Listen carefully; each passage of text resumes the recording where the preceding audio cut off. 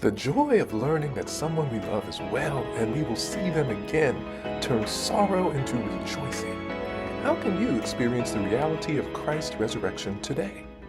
The previous chapter, Luke 23, ended on the lowest point of human history, but thanks be to God, Luke's account, along with the other gospel records, does not end with those unthinkable words about the Son of God, that he gave up the ghost. Instead, Luke immediately begins to offer hope that prepares us for the glorious resurrection account. First, Luke tells us about a Roman centurion who, unlike his mocking counterparts whom we encountered in the last chapter, saw Jesus' death with the eyes of faith.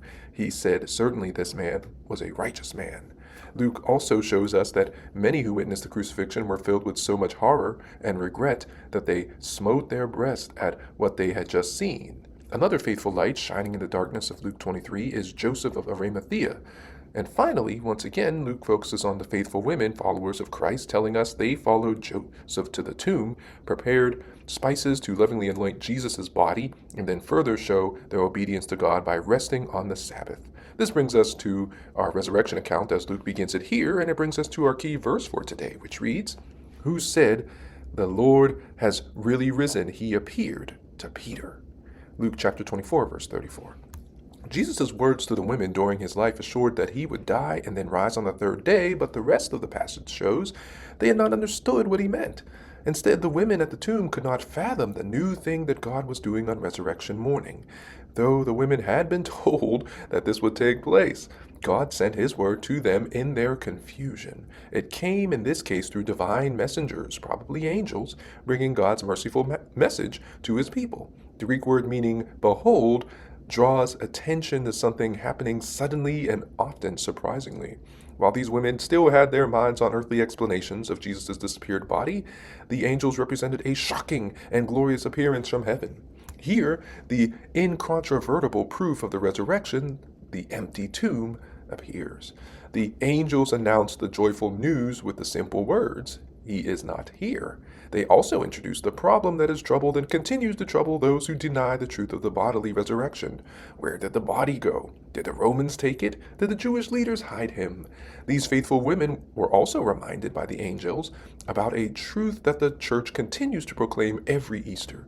He is not here, he is risen. With their memory restored by the angelic presence, the women are now ready to explain the empty tomb in terms of the gospel message of the resurrection. The empty tomb, the presence of the angels' words, and of themselves could not have erased the sorrow from their hearts. Only Jesus' words could change and cheer. Yet this culture distrusted female authority and testimony. In the first century, women were not regarded as authoritative or held in any significant value.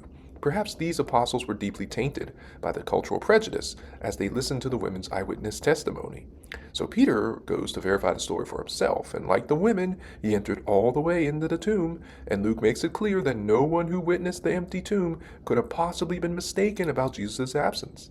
Jesus unmistakably was not there. Peter's reaction was not quite the same as the women's, and he left wondering in himself at that which was come to pass. While on Emmaus Road, those disciples failed to recognize Jesus, but their eyes were opened as Jesus broke the bread with them.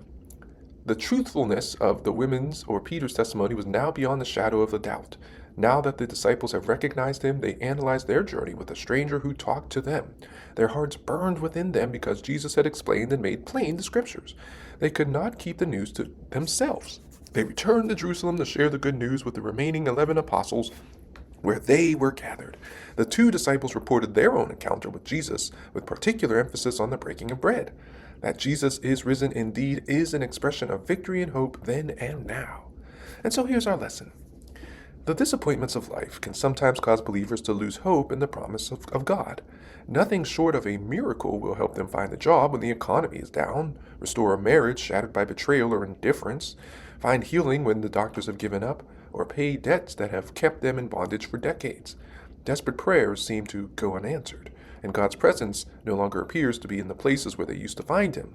Yet, the good news of Easter, Resurrection Sunday, is the truth that Jesus will find us, join us in our journey, and show us that his plan for us is still good, even in the most difficult moments of our lives.